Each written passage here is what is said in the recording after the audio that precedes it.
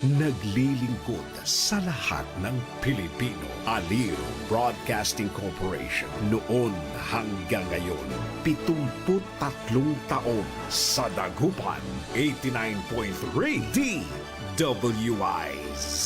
Nagbabalita ng tama. Naglilingkod ng tama. Todo Balita, Lunes hanggang Sabado dito sa DWIZ-FM 89.3 News Radio Dagupan.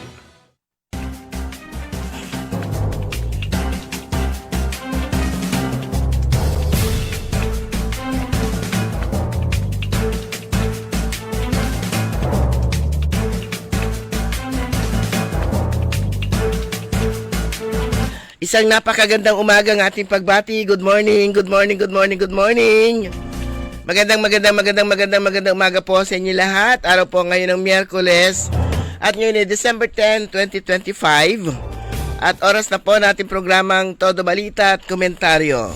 As usual, sa lapuan sa oras, ihatid namin sa inyo ang mga balita sa ating bansa at sa ibayong dagat. Kaya din pagtalakin po natin sa ating mga lokal na balita. Kami po yung matagapagbalita ko po si Susan Valdez Yadaw. Kasama natin si Caron Liway Iparegire. Dumako na tayo sa ating mga headlines sa ating balitang pambansa. SSS binahan ng 13 million tissue yari sa COA. Todo Balita. Sara Diskaya sumuko sa NBI. Todo Balita. Bagong LPA kumakaway sa Philippine Area of Responsibility. Todo Balita. Sa ating balita, sa ibayong dagat, isa patay, 4 duguan sa airstrike ng Thailand kontra Cambodia. Todo Balita. Sa ating balitang lokal, Siluan sa Pangasinan, Polytechnic College. Yun, pinailawan na. Todo Balita. LSB na mahagi ng kagamitan pang-opisina sa DepEd Bayangbang 1 at 2. Todo Balita. LGU Mangaldan nagsagawa ng orientation forum on adoption and alternative childcare programs. Todo Balita. Sa ating balitang sports,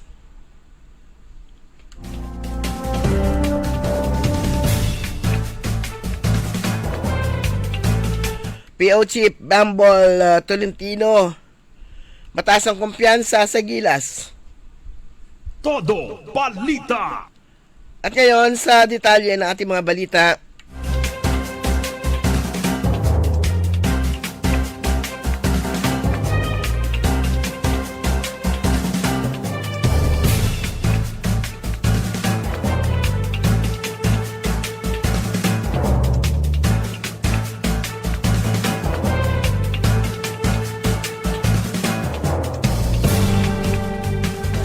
Pinuna ng Commission on Audit ang Social Security System matapos bumili ng 143,224 rolls ng tissue paper na nagkakahalaga ng 13.195 million noong 2024 nang wala na umanong maayos na pagpaplano. Ayon sa 2024 audit report ng COA, sobra sa 2 buwang supply ang biniling tissue paper at 116,046 rolls ang nanatili pa rin sa supplier dahil hindi ito kasya sa storage ng ahensya. Napagalaman din mula sa supplier na tanging verbal agreement lamang ang basihan ng transaksyon at walang sapat na dokumento o dokumentasyon o memorandum of understanding. Bukod sa tissue, binanggit din ako ang halos 3 million underpayment sa funeral benefits at 24.81 million na sobra ang naibayad sa mga pensioner kahit sila ay yumauna.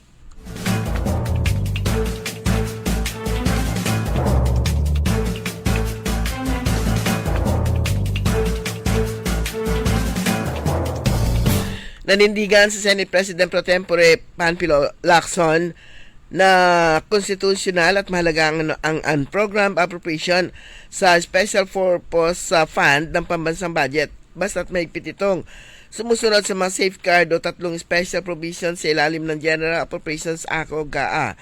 Reaksyon nito ni Lacson sa sinabi ni Supreme Court Justice Ramon Paul Hernando na ang pagsasama sa unprogrammed appropriation sa GAA ay unconstitutional at repugnant.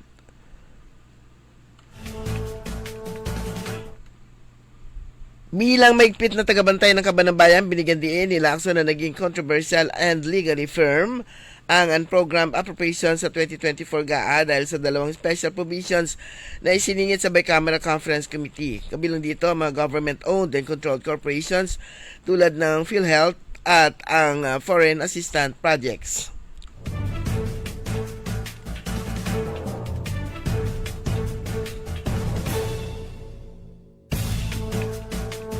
Bababa ang singil ng Manila Electric Company ng 0.35 per kilowatt hour, katumbas ng 71 pesos na bawas sa bill ngayong Disyembre para sa tahanang konsumo at 200 kilowatt per hour naman, lamang sa isang buwan.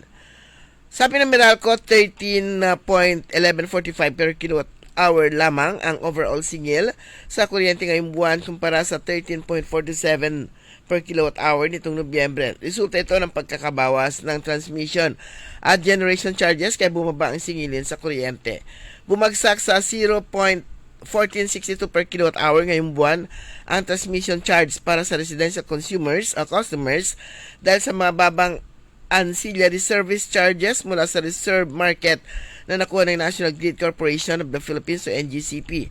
Bumaba rin ang generation charge ng 0.1358 per kilowatt hour dahil sa mas mababang singil mula sa independent power producers.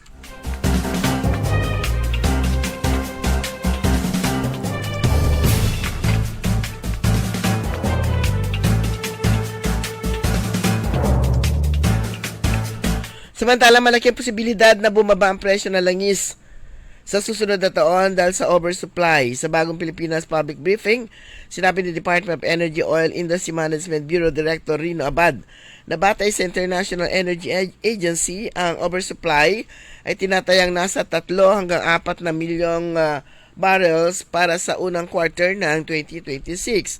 Bagamat nagpapatuloy anya ang problema sa Ukraine at Russia, aasahan pa rin ang oversupply ng langis sa taunang 3 buwan ng 2026. Bumibili aniya ang Pilipinas ng langis at kapag maganda ang pangitain sa supply, maganda rin ang inaasahang presyo ng mga ngahulugan ng pababang presyo.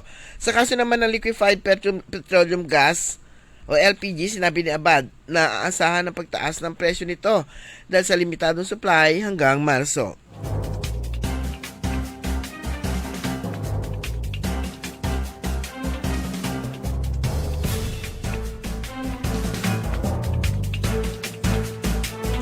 Naglabas na ng freeze order ang Court of Appeal sa mga bank account at iba pang assets si Benguet Representative Eric Yap at ACT-CIS Representative Ed Vic Yap dahil sa umano'y pagkakasangkot nila sa flood control scandal ayon kay Pangulong Ferdinand Bongbong Marcos Jr.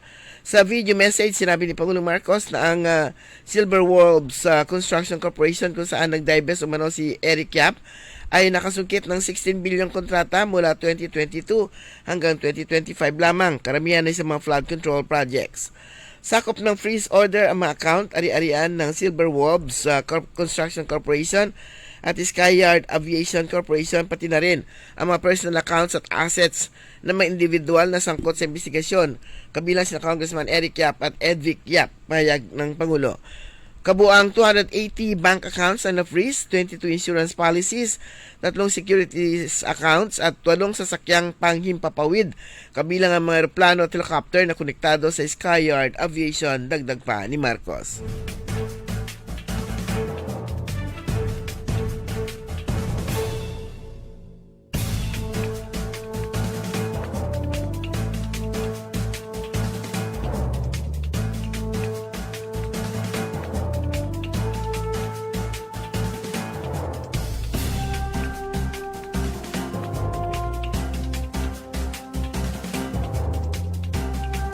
Samantala, sumulpot sa tanggapan ng National Bureau of Investigation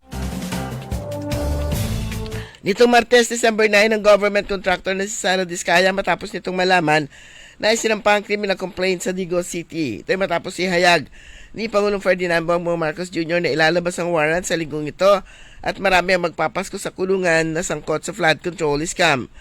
Ayon sa source ng Billionaire News Channel, habang nakabinbin na ang warrant of arrest, humingi ng tulong si Diskaya sa NBI para sumailalim sa voluntary custody. Nilinaw naman ni Diskaya na ang voluntaryong pagsuko nito ay handa na ay hindi nangangahulog ang inaamin nito ang mga akusasyon dahil harapin umano niya ang kaso sa korte. Samantalang sumuko naman sa Pasig Police Station sina Maria Roma Angeline Rimando, isang executive officer na Diskaya owned St. Timothy Construction ayon kay Attorney Cornelio Samaniego. Si Sara Diskaya at siyam na iba pa ay naharap sa kaso malversation of public funds at paglabag sa Anti-Graft and Corrupt Practices Act o 96.5 milyong GOS flood control project sa Barangay Kulaman, San Jose Abad Santos, Davao Oriental o Occidental. Sa kanyang ulat sa bayan video message, sinabi ni Pangulong Marcos na ilalabas na ang arrest warrant laban kay Sara Diskaya dahil sa kinasasangkutan nitong ghost project. Inaasahan ding lalabas ang warrant of arrest ni Sara Diskaya itong linggong ito at hindi na rin magtatagal ang pag-aresto sa kanya, anang Pangulo.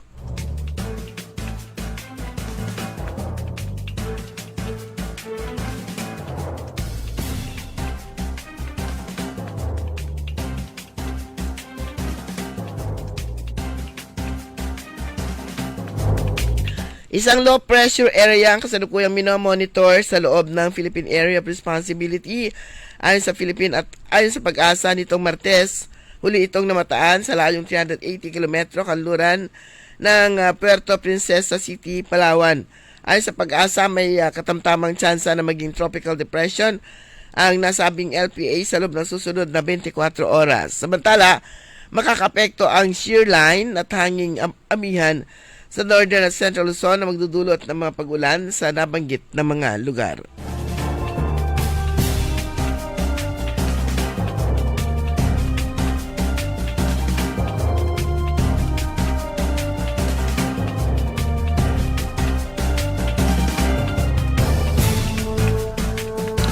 Buong tapang na giniit ng kalipunan ng mga organisasyon ng mga maralita ng Pilipinas o Kampilan ang kanilang matibay na suporta kay Grace Poe sa gitna ng mga umuugong na ligasyon ng korupsyon na umano'y dinadawit sa pangalan ng senador. Ayon sa payag ng Kampilan na binubuo ng mahigit 40 organisasyon ng maralita mula sa NCR at Karatig Lalawigan, malinaw at walang alinlangan umano na hindi sangkot sa anumang anomalya si Poe, lalo na't wala pa rin na ihahaing konkretong ebidensya laban sa kanya. Dagdag pa ng grupo, mismong si Yusek Robert Bernardo na rin ang umamin na walang matibay na patunay laban sa senador at wala rin personal na ugnayan na mag-uugnay sa kanya sa anumang katiwalian. Git pa ng Kampilan, sa loob na 12 taong paglilingkod ni Poe sa gobyerno, ni minsan ay walang nitalang kasong korupsyon laban sa kanya.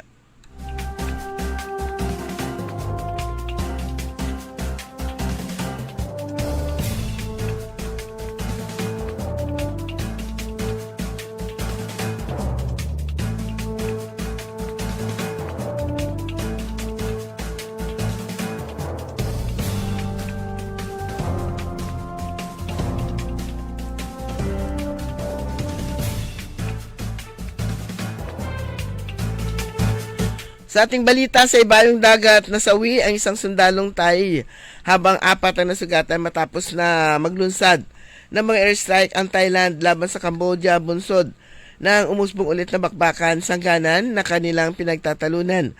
Ayon sa Thai Army, binaril ng Cambodian troop ang mga Thai sa Ubon Ratchathani Province ng madaling araw na nagresulta sa pagkasawi ng isang sundalong Thai. Dahil dito, gumamit umano ang Thailand ng eroplano upang atakihin ang mga target na militar sa ilang lugar. Sa ulat ng Cambodian Defense Ministry,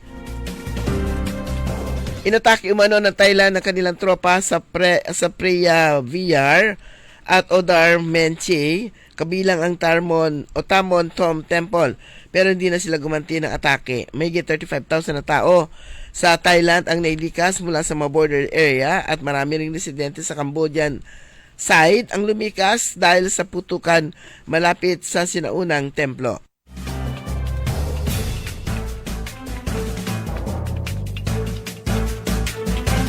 Dumako naman tayo sa ating mga lokal na balita. Buhay na buhay ang holiday spirit sa Pangasinan Polytechnic College matapos ang Siluan Christmas Lighting Program. Ipinakita ng mga estudyante kanilang creativity sa Christmas Tree Creation Contest, Layag Boat Lantern Making Contest.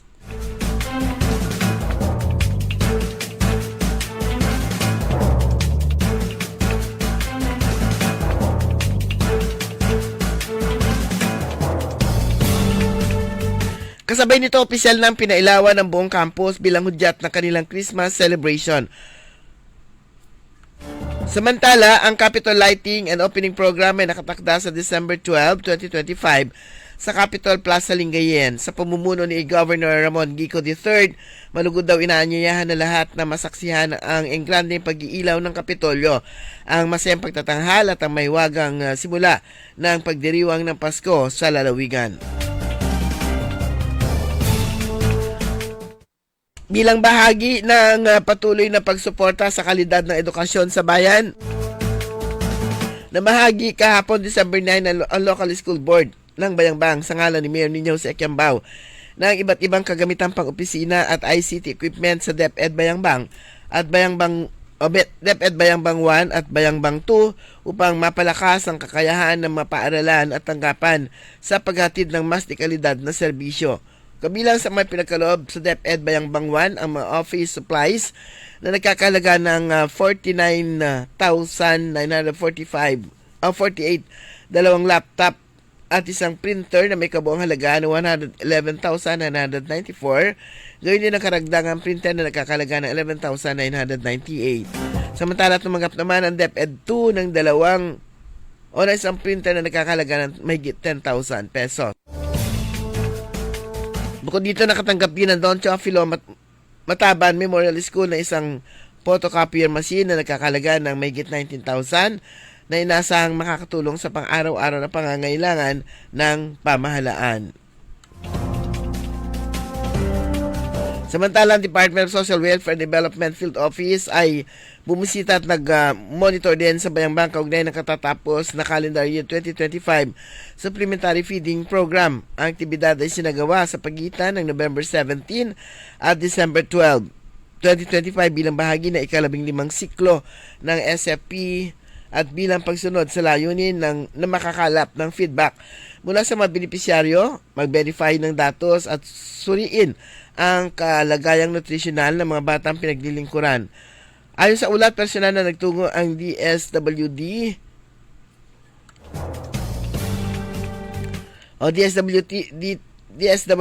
team sa ilang piling child development centers ng munisipalidad, kabilang ang Municipal CDC Zone 1, CDC at Manambong Part CDC.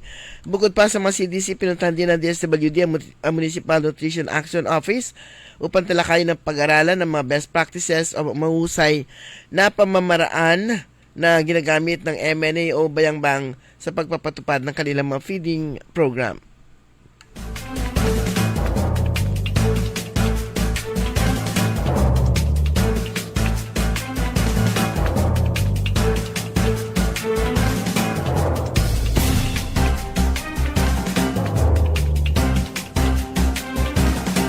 Sa ating balitang sports, matibay ang tiwala ni Philippine Olympic Committee President Abraham Bambol Tolentino sa kakayahan ng Gilas Pilipinas na ipagtanggol ang titulo nito sa Southeast Asian Games kahit wala ang mga naturalized player sa pagsabak sa Bangkok, Thailand. Gilas can win the title and I believe that, sinabi ni Tolentino sa mga reporter nitong Lunes pagkatapos ng pagpupulong ng SEA Games Council sa Grand Four Wings Hotel. It is still painful not to see some of our players, but Gilas Pilipinas can still do it. They will still be the champion. Sa ilalim ng multi-titled coach na si Norman Black, sisimulan ng Pilipinas ang pag-asang mapanatili ang titulo sa men's basketball laban sa Malaysia sa linggo ng 11:30 AM sa Pool A, na susundan ng laro laban sa Vietnam ng Lunes pareho sa Ningbo Stadium. Pinagbawalan ng mga organizer ng Thai ang naturalized player na si Justin Brownlee, pati na rin ang 6'7" na si Brandon Rosser Ganuelas ng TNT Tropang Giga at si Michael Phillips ng De La Salle University sa listahan ng mga malalaro ng Pilipinas dahil sa pagiging naturalized player. Sumanya kabuhan ng ating newscast sa ating todo balita at komentaryo nyo po tagapagbalita ko po, Susan Valdez Yadaw. Kasama natin o katabay po natin sa technical side si Richard Olanday.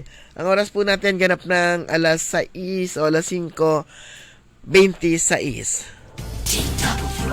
Ang balitang ito ay inihatid sa inyo ng Bingo Plus. Download Bingo Plus app now on Google Play and Apple App Store. Visit bingoplus.com to learn more. With Bingo Plus, bingo sa saya, plus sa panalo. Gaming is for 21 years old and above only. Game responsibly, keep it fun. Magandang araw po sa ating lahat, sa ating mga bisita. Inaanyayahan ko po kayo sa aming lungsod ng Alaminos para po mabisita at ma-experience ang ating mas pinagandang 100 Islands.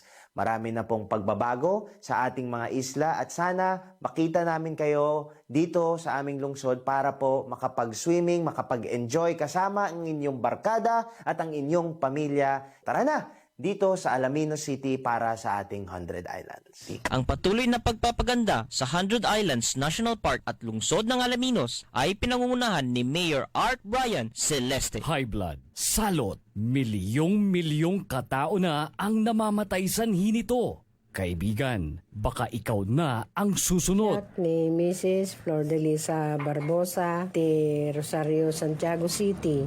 Agtawenak ti 63. Manungatawin nga aglutluto akon tada karinderyak. Mariknak agpipikal ti imimak iso nga nangagak ti radyo dati agas nga pau di arko. Pinadas ko. Mayat ti epekto na. Duti food supplement nga napadpadasa kon awan ti epekto na. Dato'y pau di arko, idi nagtumarak, manungal daw lang, han nga agpipikal ti imakon. Awisen kay nga mangpadas, tapno maikatmat, dagita rik-rik na inyo, saksakitin nyo. Kaya kaibigan, buhay mo'y ingatan. Mag-Aldrich Pau di Arco Herbal Capsule na para kalusugan mo ay garantisado.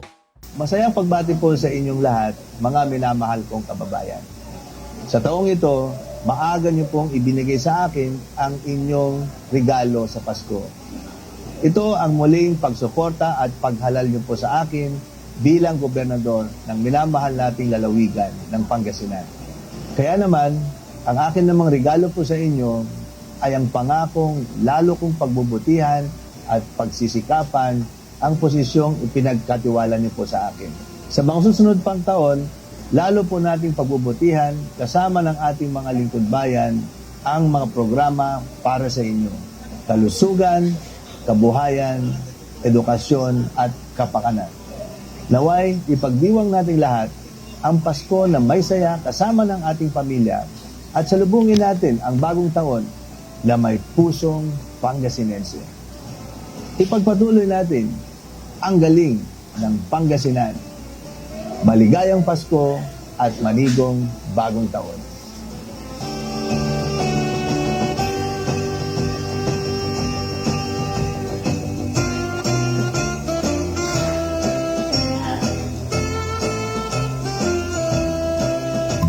Hoy mga suki, hanap nyo ba ay mga murang bilihin, malinis at sariwang pagkain sa pang-araw-araw at handaan tuwing may okasyon? May suggestion kami sa iyo. Tayo na sa Macador Market na kung saan inyong mabibili ang mga mura, sariwa, malinis at ligtas na bilihin tulad ng karne ng baboy at baka, manok, isda, gulay at iba-ibang sangkap sa pagkain.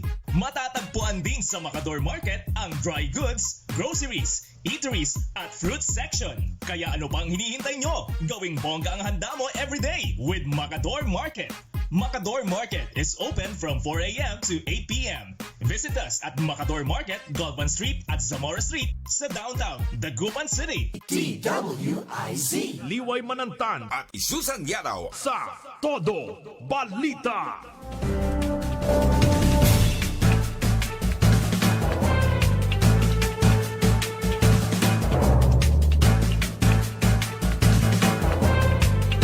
Oras po natin mga kaibigan, alas 5:30 ng umaga.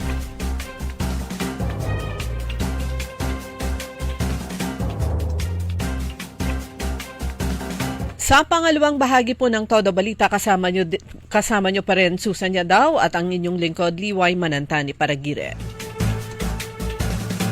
Kagabi mga kaibigan, pasado alas 7 na po yata yon yung ginanap po yung ceremonial lighting ng mga Christmas lights at yung 45 feet po ang taas ng Christmas tree dito sa lungsod ng Dagupan. Ayan, ang programa kagaya nung nakaraang taon ay ginanap po sa may harapan ng City Museum kung saan nakatayo yung nasabing Christmas tree. So yung pinailawan kagabi, bukod sa Christmas tree at saka yung mga dekorasyon dyan sa may City Plaza, kasabay po nito yung pagpapailaw naman sa itong tinatawag na Quintos Bridge Tunnel of Lights o yung Silaw-Silaw at saka yung sa may tulay po dyan sa may Perez Boulevard. At yung Christmas tree doon sa may rotonda, dyan po sa may De Venecia Expressway.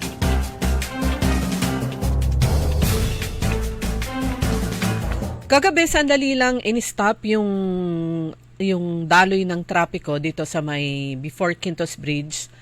Siguro nasa 10 minutes lang. Nung aktong isi-switch on na yung mga ilaw, ay saka lang po in-stop yung yung pagdaan ng mga sasakyan dito sa may Quintos Bridge. And then actually sandali lang yon supposed to be 5 minutes okay na, kaya lang dahil nung pagka-switch ng mga ilaw dito sa may Quintos Bridge ay yung mga tao ay nagsipuntahan sa may gitna. Kaya it took several minutes pa bago sila ay napatabi at bago naman nakadaan na yung mga sasakyan. Yan, yung silaw-silaw. Alam mo yung term na silaw-silaw, parang nag-umpisa din dito sa lungsod ng Dagupan.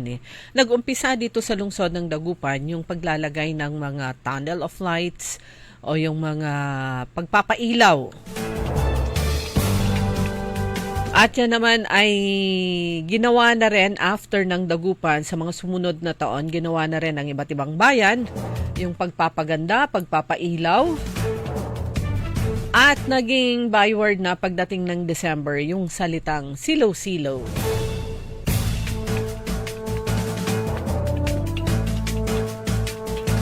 Pero ito yung nakakalungkot mga kaibigan, lalo na sa mga balitang nasyonal, sa mga members ng SSS, na yung iba ay sinasabing nagagamit ng iba yung kanilang pera dahil nagkakaroon ng loan sa pangalan nila na hindi naman sila nag-apply ng loan. Pero ito, higit 13 million pesos na biniling tissue ng SSS sinita ng COA. Gaano kaya karaming tissue ito sa isang taon? 13 million pesos worth ng tissue. Ayan, sinita ang SSS. At base dito, malinaw unang pagpapakita ito ng poor planning. At ayon sa COA, yung nasabing biniling tissue paper, lagpas sa 2 buwang kinakailangang supply ng SSS at hindi kasya sa kanilang storage facilities. Kung minsan ang bibilhin po yon.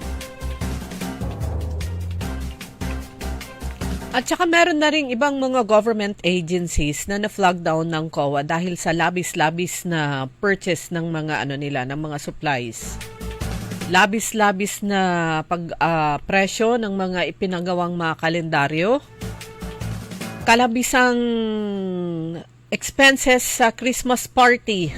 Meron yung iba, meron pang naiwang mga budget nila ng bago mag-November o kaya bago mag-December ay hataw na sa gastos.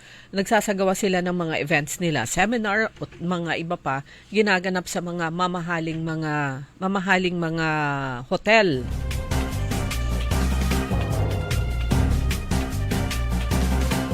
Pero para sa akin good news tong yung priority agenda ng Pangulo para naman sa taong 2026.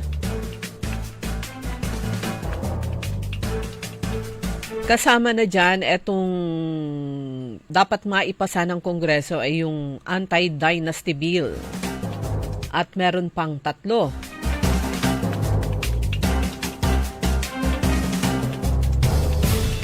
Pagka anti-dynasty bill, maraming aaray dyan dahil napakarami po ng pamilya, mga politiko na ilang miyembro ng kanilang pamilya ay nasa politics na rin, iba't ibang posisyon.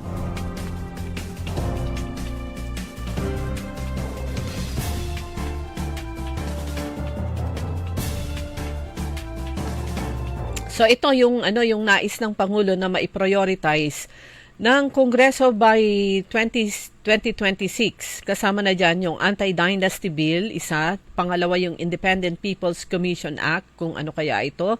Pangatlo, welcome na welcome din ito, Party List System Reform Act. At saka yung pang-apat, Citizens Access and Disclosure of Expenditures for National Accountability Act.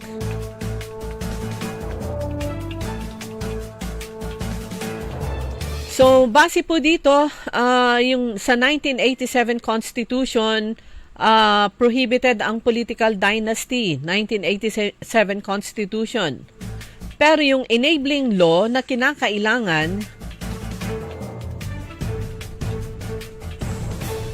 para maipatupad ito na as illegal itong pagkakaroon nga ng political dynasty ay hindi pa naipapasa. Ayan, the passage of an anti-dynasty bill has long been sought but Congress has repeatedly failed to approve any measure. Siyempre sila yung andyan eh. Lalo na yung maraming kaanak o kaya pamilya. Basically, Mindanao, meron yung mga bayan o kaya mga probinsya na halos sila lahat. Magkakapamilya, yung may hawak ng mga key positions. Ibig sabihin, mula sa gobernador hanggang sa congressman, hanggang sa mayor, at saka meron din silang mga board members at mga councilors. Samantalang author naman nung Kadena Act. Ano yung Kadena? Acronym po yan na ang ibig sabihin, gaya ng nabanggit natin kanina, Citizens Access and Disclosure of Expenditures for National Accountability o Kadena Act. Ang author po niyan ay si Senator Bam Aquino.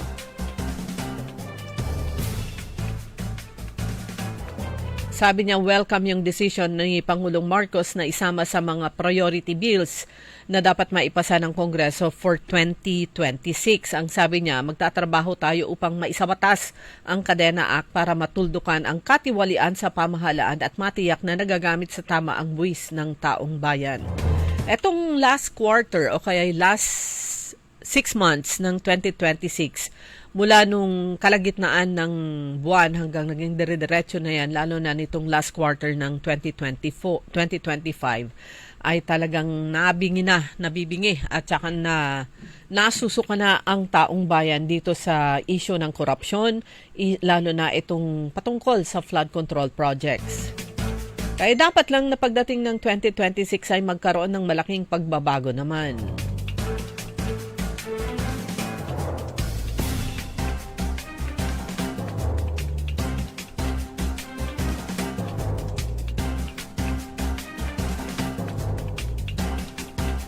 So maraming aabangan po by year 2026. Pero speaking about silaw-silaw, dito nga sa lungsod ng Dagupan, finally ay nailawan na nga yung mga Christmas decorations, Christmas lights na inantabayanan din ng mga Dagupenyo. Siyempre, marami pong nag-antay dito sa may Quintus Bridge at marami din po yung nanood ng program doon sa may harapan ng City Plaza, City Museum. Ang mga malalaking paaralan, nagkakaroon din sila. Meron din silang silaw-silaw sa kanilang mga campus. Kagaya nitong tinitignan ko, buhay na buhay ang holiday spirit sa Pangasinan Polytechnic College matapos naman yung Siluan Christmas Lighting Program at ipinakita ng mga estudyante ng Pangasinan Polytechnic College yung kanilang creativity sa Christmas Tree Creation Contest na ang titulo ay Layag Boat Lantern Making Contest. At kasabay niyan yung opisyal naman na pinailawan ang buong campus bilang hudyat ng kanilang Christmas celebration. So you can just imagine kung yung kulay o gaano kaliwanag dyan sa may campus ng Pangasinan Polytechnic College. Saan ba yan? Sa loob po ng Narciso Ramos Sports and Civic Center. Doon sa may katabi po ng lake. Yan, yung kanilang admin building at saka yung main building katabi po ng lake dyan sa may Pangasinan Polytechnic College.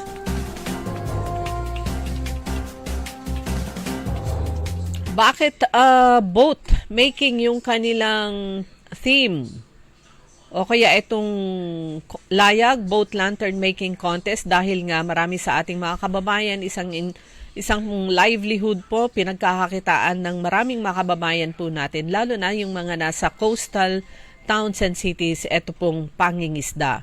Yung pupunta sila talaga sa karagatan para mangisda. Ang Pangasinan State University ay meron din silang pailaw sa kanilang campus. Ganon din yung mga pribadong mga universidad. Meron din silang kanya-kanyang silaw-silaw o kaya mga pailaw sa loob ng kanilang mga campus.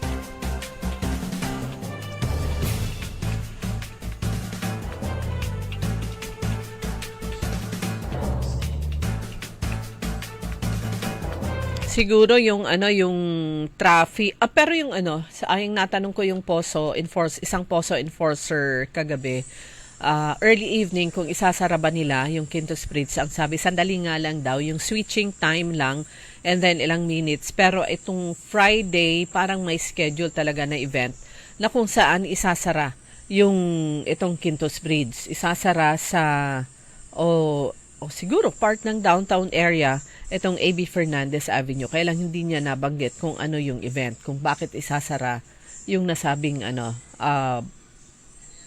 road line dito sa lungsod ng Dagupan. Nagbukas na rin po mga kaibigan ang SEA Games, Southeast Asian Games na ginaganap dyan sa bansang Thailand. At marami po tayong mga atleta na kalahok po dyan, pero yung opening program, yung mga nagmarcha, sila lang po, yung contingent na kasama dun sa entrance o dun sa opening program, yung parade of colors, sila lang pala yung merong yung full uniform na barong. Ayan, tinanong ko yung pamangkin ko kagabi kung, sabi ko, padalan mo nga ako ng picture na yung nakabarong ka na uniform. Sabi niya, yung makasali lang dun sa Parade of Colors, ang merong uniform na ganon. Sila, yung kulay blue and white na jogging pants, yung kanilang uniform. So dito sa lungsod ng Dagupan, meron po tayong 3 Dagupenyo na mga naglalaro o kaya maglalaro sa SEA Games. 33rd SEA Games, sila ay sina Jason Emmanuel Feliciano ng archery, si Susan Ramadan ng athletics. Pero itong 2 atleta na to na maglalaro, Dagupenyo maglalaro sa SEA Games, ay may paunang pagkilala sa kanila ang city government ng Dagupan. Na-miss out nila yung isa na pangalawang SEA Games na niya to as athlete at nung nakaraang 2023 SEA Games, yung SEA Games na ginanap sa Cambodia, siya po ay nakapag-uwi na ng silver medal pero na-miss out siya sa pag-recognize ng city government. Kaya babanggitin po natin at kasama na naman po siya sa Philippine team sa karate. Ang ating kababayan, actually pamangkin ko siya. Ayan, si John Matthew Manantan ng lungsod ng Dagupan. Siya ay nagtapos ng elementarya dito sa lungsod. Siya ay natapos ng high school sa La Salette School dito rin sa lungsod ng Dagupan at siya ay nagtapos ng kolehiyo sa University of Luzon o kaya UL. Itong si John Matthew Manantan. Ayan, kasama sa karate team ng Philippine team at andun sila ngayon sa Thailand. And sana makapag-uwi siya ng medalya, pero the fact na kasama na siya sa Philippine team na maglalaro sa SEA Games, itong si John Matthew Manantan ay karangalan na. Hindi lang para sa mga Dagupenyo, kundi ganun din sa mga Pangasinense in general. Ayan, sabi ni Dr. Alejandro Vasquez, ang kanyang tatay, at nagpalaki sa kanila sa karate. Sabi niya, all the best, Wado Warrior. John Matthew Manantan. Sabi niya, laban Team Philippines. Etong si John Matthew ay full-blooded Dagupenyo at SEA Games silver medalist sa ginanap na SEA Games sa Cambodia. Siya ay nagsilbi hindi lang bilang player at ang inirepresent ang lungsod ng Dagupan, naging coach din siya.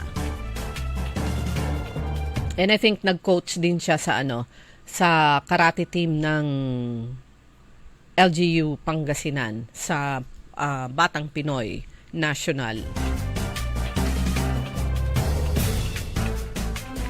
At siguro meron pang ibang mga Pangasinense na miyembro rin o kasama sa Philippine team na maglalaro sa SEA Games sa iba't ibang sporting events naman. And speaking about sports pa rin, ayan,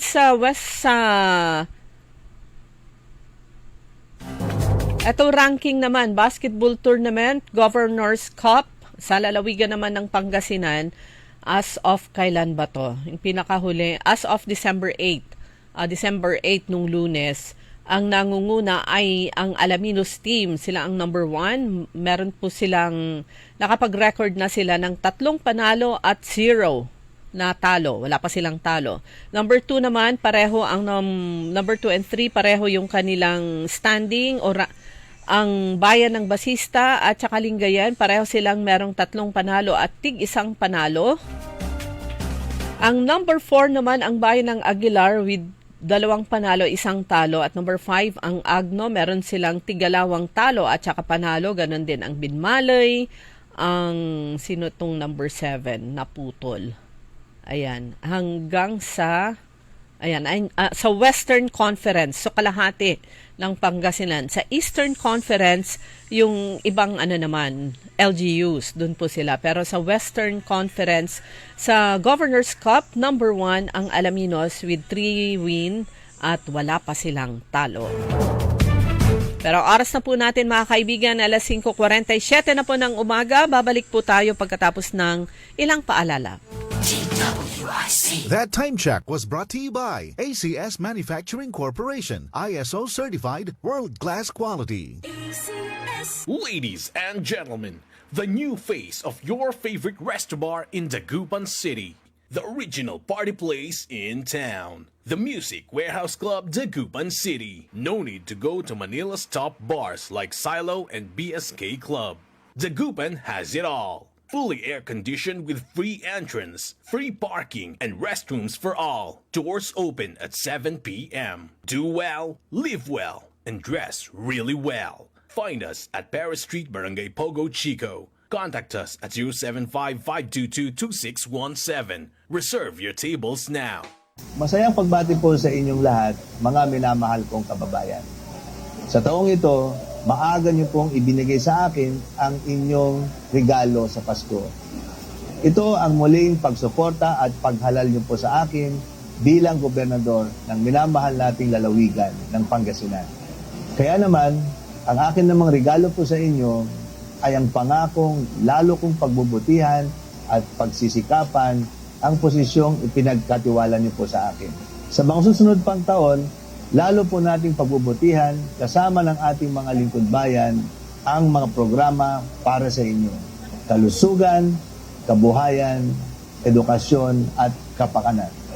Naway, ipagdiwang nating lahat ang Pasko na may saya kasama ng ating pamilya at salubungin natin ang bagong taon na may pusong Pangasinense.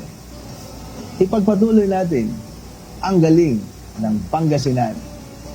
Maligayang Pasko at manigong bagong taon.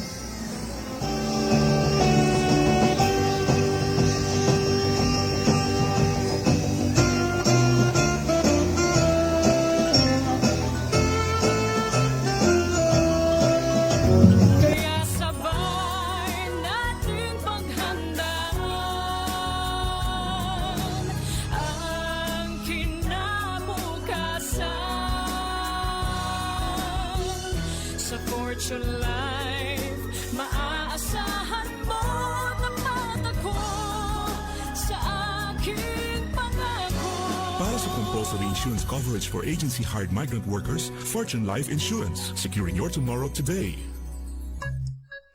Uy suki! Manaanap kayo na mamuran sa saliwan? Malinis tan sariwan panangan para agaw-agaw yapon siya no walay okasyon? Walay suggestion meet si kayo. Galila at Makador Market. Yadiman, makasaliw na mamura. Sariwa, tan malinis, yasasaliwan niya karne na baboy tan baka. Manok, sira, pising tan nanduruman Ricardo para ed panangan. Narumog yumet at Macador Market su saliwan na dry goods, groceries, panangan, tan walamat su lakuan na prutas. Anthony Seren so alagaran nyo. Gawa yung nanduruma supon sa'yo agaw-agaw at Macador Market. Lukas agaw-agaw sa Macador Market. Manlapot alas 4 at palbangon. Hanggang alas 8 yalabi. Bisita kila at Macador Market. Galvan tan Zamora Street. Jad downtown at syudad na Dagupan. DWIZ Liway Manantan at Isusan Yadaw sa Todo Balita.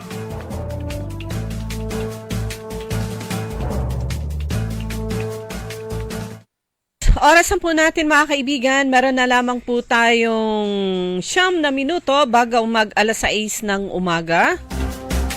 At kayo pa rin po ay nakikinig dito sa Todo Balita, dito sa DWIC. So ang petsa ngayon ay December 10. Papalapit na ng papalapit ang Pasko, ilang days na lang. 14 na araw na lang, 14 days. Ayan, 14 days, Pasko na. Pagbati natin ng good morning at maraming salamat sa patuloy na pagsuporta nyo sa DWIC. Siyempre si Sir Napoleon ko, Rafael Acosta Mangalyag, ganun din si Edwin Tikman, kay Josie Leda Mateo at sa iba pa. Sino pa yung iba? Lee Buen Villanueva. Yan, good morning. Helen Dasig de la Cruz, Ernesto Mosada Jr., Carlo Gracias, Dameli Salbang, Marvin Nadong, maraming salamat. Randy, yung isa Randy, yung isa naman Randy Manawis, Rolando Aquino, Estrella, Carmelo, Tom Alvendia Kalimlim, si Achicora Aquino at Kuya Mar dyan sa Barangay Tubang, good morning, at si Kaaron Gracielda Matro, at syempre si Nanay Dading. At yung mga kabarangay ko naman dito sa Mayombo, dito sa lungsod ng Dagupan, at yung mga taga-barangay Kabilauan, dun naman sa bayan ng Lawak. Yan, wala pa akong nakitang post ng silaw-silaw ng bayan ng Lawak, but definitely meron yan kasi yung nakaraang taon meron din silang mga silaw-silaw.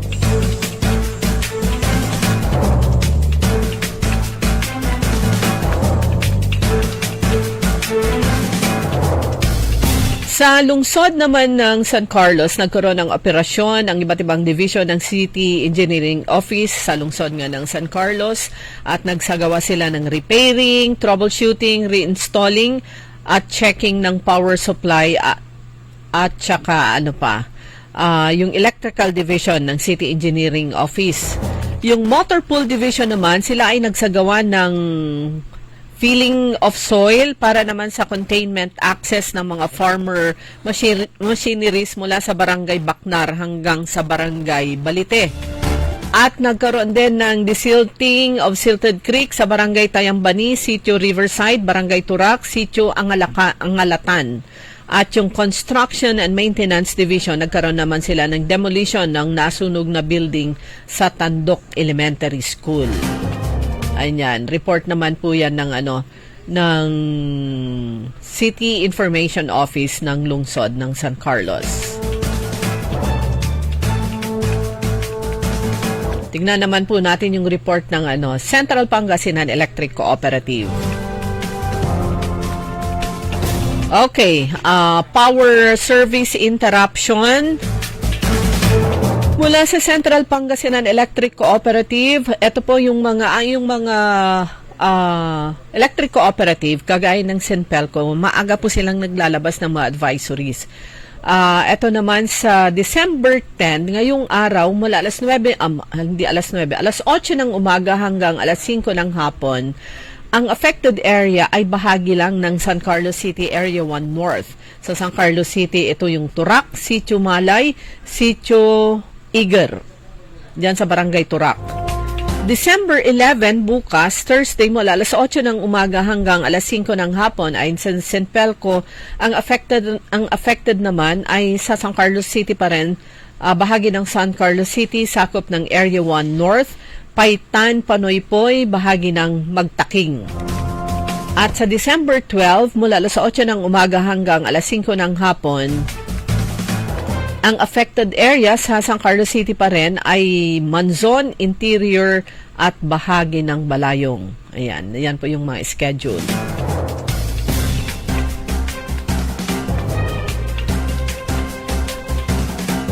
Eto pang schedule, wait lang. Kumbaga yung binahagi natin kanina na idagdag na yon. Pero ito 4 days ago naka-post na sa Central Pangasinan Electric Cooperative FB page. December 13, Sabado naman, mula alas 6 ng umaga hanggang alas 6 ng gabi, ang affected area ay buong bayan ng Malasiki, pera lang ang 3 barangay. Barangay Olea, Waig at saka Gatang.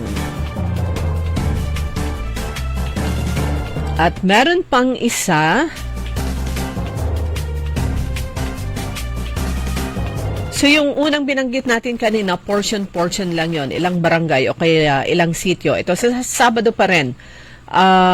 Mula yung unang schedule ay alas 6 ng umaga hanggang 6:30 a.m., 1:30 p.m. hanggang 2 p.m. and then mauulit-ulit pangatlong time 5:30 p.m. hanggang 6 p.m. Ang affected area ay buong San Carlos City. At yung alas 6 ng umaga hanggang alas 6 ng gabi, ang affected areas naman ay sa San Carlos City pa rin, bahagi ng Lungos, bahagi ng Lilimasan, Kuliling, Kasbog, Payapa, Balag, Sapinit, Taragtag, Cubol, Tan-an, Lavo. Ayan, maaga po maaga yung kanilang paglabas ng mga paglabas nila ng schedule ng power interruption.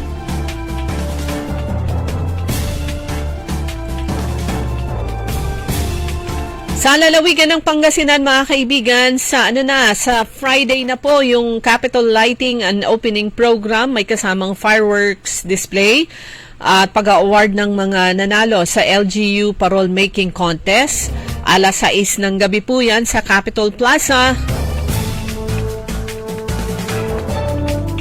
At kinabukasan naman sa December 13 ang yung ceremonial opening ng Children's Village, Christmas Village. Yan, schedule naman po yan sa lalawigan ng Pangasinan.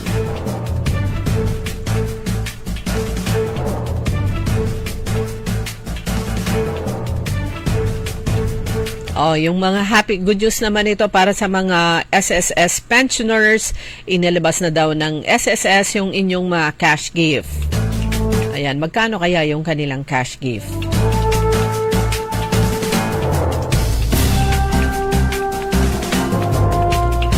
Wala na po tayong sapat na oras, mga kaibigan. Antabayanan po ang Orly in the Morning. Makakasama niyo po si Kaaron Orly Navarro. Susunod na po yan.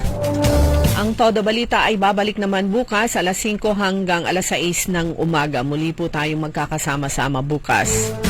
Sa ngalan ng ating partner sa technical, Kaaron Richard Olanday, at sa ang aking partner naman si Kaaron Susan Yadaw. Ako po si Liway Manantani Paragira, nagsasabi po ng isang napakagandang umaga sa inyong lahat. Sumainyo ang Todo Balita, Lunes hanggang Sabado, dito sa DWIZ-FM 89.3 News Radio Dagupan.